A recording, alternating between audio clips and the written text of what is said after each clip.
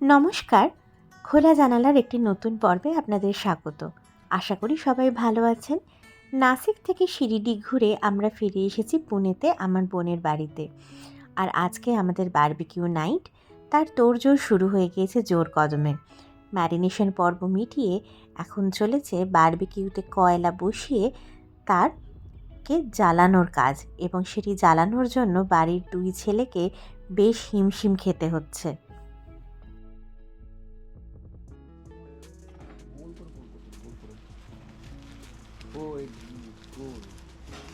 জ্বললো কি করে ওটা? ওই তো কাগজ দিয়ে জ্বালিয়েছে, আমি এখন ইউটিউবে দেখলাম কি করে করতে হবে। আর এটা কি সরষের তেল? না, ভগবানের তেল। ভগবানের তেল, সর্ষের বা তিলের তেল হবে।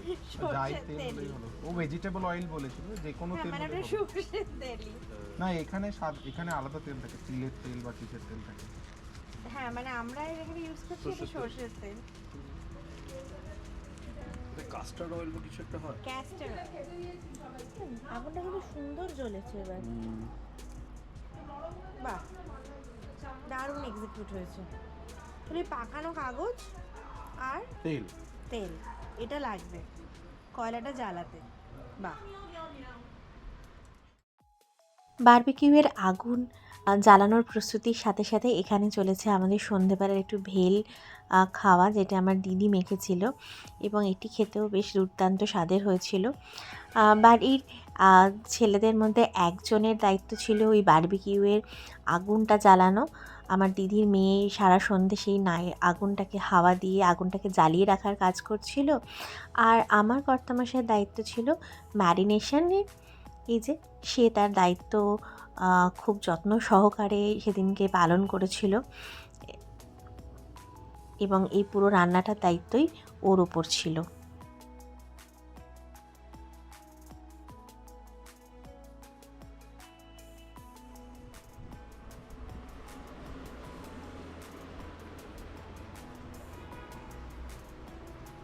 তুমি কি সরাই তো?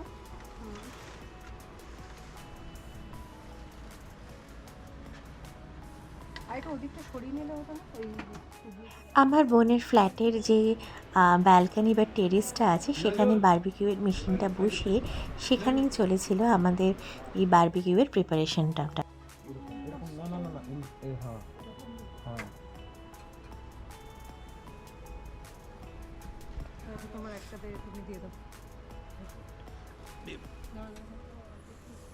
এরম এরম দেবে না? না, এইটাতে তাহলে ওই লম্বায় অতটা আসবে না। এই তো তিনটে বরাবর ধরে গেল, সব তো অনেক করে।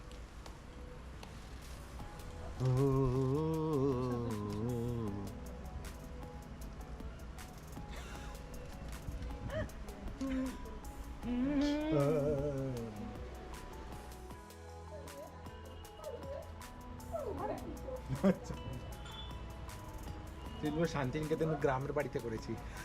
কোনটা? এই যে পাকা পাকা দিয়ে লোক করছে 1800s এর পাকা দিয়ে। কিন্তু প্রপার কাজ হচ্ছে।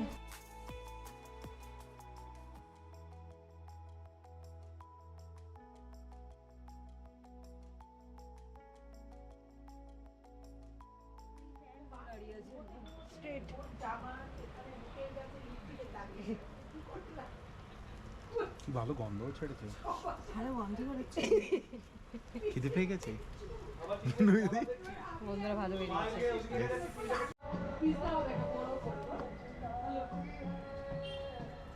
খারাপ হয়নি কিন্তু। এটা হয়ে গেছে, ওই সাইডটা হয়ে পোড়া গেছে। ইফেক্টও এসে গিয়েছে। না কিন্তু সবগুলো হয়নি। সবগুলো একটা কিনতে হয় বাড়িতে। আমাদের বাড়িতে একদম জায়গা নেই। আমাদের বারবিকিউয়ের ফার্স্ট ব্যাচ নেমে গিয়েছে এবং এটিকে টেস্ট করে দেখার পর্ব চলছে। আমার রিস্ট এক্সারসাইজ হয়ে গেছে। তুই ওটা খেয়ে নে। এবারে না একদম পারফেক্ট, পুরো ধোঁয়া টোঁয়া উঠে পুরো মনে হচ্ছে ধাবাতে হচ্ছে। এই ঘুরে বাবা, এগুলো বারণ করছি তো। আমাদের ফাইনাল সেটের বারবিকিউ, যেখানে আমরা বানালাম আজকে রেশমি কাবাব, প্রায় তৈরি হয়ে এসেছে। এই যে সুন্দর প্লেটে সার্ভও হয়ে গিয়েছে আমাদের রেশমি কাবাব, আর এর সাথে কাটা হচ্ছে স্যালাড আর এদিনকে তার সাথে আমাদের বানানো হয়েছিল মালাবার পরোটা, যে পরোটাটা ওই হাফ কুকড অবস্থায় অর্ডার করা হয়েছিল। আর তার সাথে নেওয়া হয়েছিল বানানো হয়েছিল একটু গ্রিন চাটনি। আর এই যে কাবাবের ম্যারিনেশনটাকে তেলের মধ্যে একটু সটে করে নেওয়া হয়েছিল, তো একটা হোয়াইট সস আর গ্রিন সস দিয়ে আমাদের রেডি হয়ে গেছিলো এদিনের ডিনার। এই যে ফাইনাল প্লেটিং চলছে। কাছের মানুষদের সাথে কাটানো যে কোনো সময়ই খুব স্পেশাল, আর তার সাথে যদি থাকে এরকম সুস্বাদু খাবার এবং সাথে চলে কোনো ভালো মুভি, তাহলে তো সেই সন্ধে স্পেশাল হয়ে ওঠেই। আমাদের কাছেও তাই এই সন্ধে আর রাত্রি খুব স্পেশাল ছিল। আপনারাও জানাবেন আমাকে যে এরকম কোনো সন্ধে বা রাত্রি একসাথে সবাই মিলে রান্না করে কাটাতে আপনাদের ভালো লাগে কি না। আজকের মতো আসি তাহলে, আমরা ডিনার করতে করতে দেখি একটা মুভি, আর আপনাদের সাথে দেখা হবে আমার আগামী পর্বে। ততদিনের জন্য ভালো থাকবেন সকলে।